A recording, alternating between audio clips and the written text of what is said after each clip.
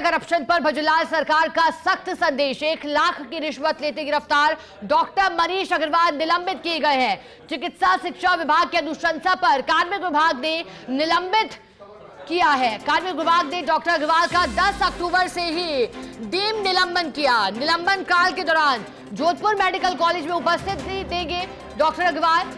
ACB ने 10 अक्टूबर को doctor Manish Agarwal को घर से 1 लाख की रिश्वत लेते ट्रैप किया।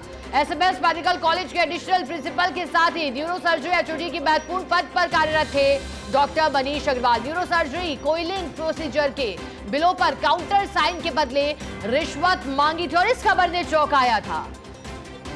हालांकि एंटी करप्शन ब्यूरो ताबड़तोड़ एक्शन कर रही थी, लेकिन जब मनीष अग्रवाल का नाम सामने आया और अब करप्शन पर सीधा संदेश मुख्यमंत्री का सख्त संदेश, निलंबित किया गया है। 10 अक्टूबर से ही टीम निलंबन किया गया है कार्मिक विभाग की ओर से और संदेश दिया गया है जो सरकार की नीति है भ्रष्टाचार के प्रति जीरो टॉलरेंस की, वो नीति दर्शा रही है कि घूसखोर चाहे कोई भी हो, किसी भी पद पर बैठा हुआ व्यक्ति हो, उसकी असल जगह उसे दिखाई जाएगी, सलाखों के पीछे उसे ले जाया जाएगा। जब यह सूचना मिली कि 1 लाख की रिश्वत वो भी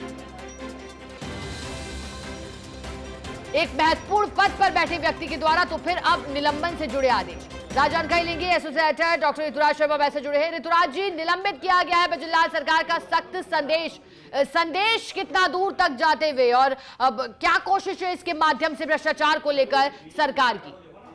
देखिए, जो स्वास्थ्य सेवाएं हैं या जो तमाम तरह की बुनियादी सेवाएं, उसमें जरा भी कोताही भजनलाल सरकार बर्दाश्त नहीं कर रही है और भ्रष्टाचार को लेकर जीरो टॉलरेंस का जो संदेश है, जो सत्ता में आते ही भजनलाल सरकार ने शुरू किया है, उसी के तहत ये कदम उठाया गया है और एक इसे गंभीर आरोप माना गया। जिस तरह से 1 लाख की रिश्वत लेते हुए पकड़ा गया और प्रथम दृष्टया जो कार्रवाई गई उसमें जो इन्हें लिप्त माना गया है और ऐसे में यह कदम उठाया गया है ताकि पूरी जांच प्रभावित नहीं हो और एक कार्मिक विभाग का सेट पैटर्न रहता है इसको लेकर।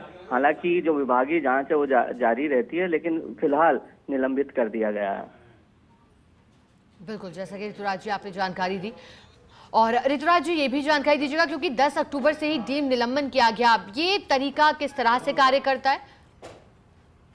चलिए दोबारा जोड़ने का प्रयास करेंगे, लेकिन जैसा कि जानकारी मिल रही है डॉक्टर मनीष अग्रवाल ये चिकित्सा महकमे में एक बड़ा नाम और एक महत्वपूर्ण पद पर कार्यरत थे, लेकिन जब सूचना मिली कि 1 लाख की रिश्वत लेते पकड़ा गया है और एंटी करप्शन ब्यूरो ने जब तलाशी ली और जब जांच को आगे बढ़ाया तो कई और चौंकाने वाले खुलासे, दस्तावेज ये प्राप्त हुए, जिसके बाद हिरासत में भी लिए गए और फिर गिरफ्तार भी हुए। इसके बाद यही माना जा रहा था, क्योंकि तरीका यही कहता है कि अगर 72 घंटे से ज्यादा हो जाते हैं तो फिर निलंबन। ज्यादा जानकारी के लिए एसोसिएट हमारे साथ जुड़े हैं विकास शर्मा। विकास, अब क्योंकि डॉक्टर मनीष अग्रवाल को एंटी करप्शन ब्यूरो ने पकड़ा था रिश्वतखोरी में, अब सरकार का सख्त संदेश, क्योंकि विकास आपने इस पर पहले भी कहा था कि 72 घंटे से अधिक की हिरासत होती है तो फिर ये मान लिया जाता है, अब कैसे देख रहे हैं इस एक्शन को आप? हाँ, देखिए, किसी भी कार्मिक को अगर 48 घंटे से अधिक अगर वो हिरासत में रह जाता है तो उसको डिम्ड सस्पेंशन उसका माना जाता है, लेकिन फिर भी विभागीय आदेश जो है वो बहुत जरूरी होता है और इसी को लेकर के हमने खबर चलाई थी। साथ में बताया था कि किस तरह से तैयारी शुरू कर दी गई है। एसएमएस मेडिकल कॉलेज की तरफ से प्रस्ताव भेजा गया है जिसको चिकित्सा शिक्षा विभाग ने कार्मिक विभाग को भेज दिया था और उसी के तहत आज बड़ी कार्रवाई की गई जिसमें कि 1 लाख की रिश्वत लेते गिरफ्तार किए गए मनीष अग्रवाल है, डॉक्टर मनीष अग्रवाल, उनका सस्पेंशन, उनको निलंबित कर दिया गया है और निलंबन काल के दौरान उनका जो मुख्यालय है जोधपुर मेडिकल कॉलेज में उनका मुख्यालय रखा गया है। इसके अलावा मैं आपको ये भी अपडेट कर दूं कि 10 तारीख को डॉक्टर मनीष अग्रवाल को ट्रेन किया गया था तो उनको निलंबन भी 10 तारीख से किया गया है। उसको डिम्ड सस्पेंशन के नाम से उनका सस्पेंशन किया गया है और उनका जो मुख्यालय है वो जोधपुर किया गया है। हम आपको बता दें डॉक्टर मनीष अग्रवाल 10 तारीख को एसीडी ने 1 लाख रुपए की रिश्वत देते डॉक्टर मनीष अग्रवाल को गिरफ्तार किया था, जो कि न्यूरो सर्जरी के मरीज हैं।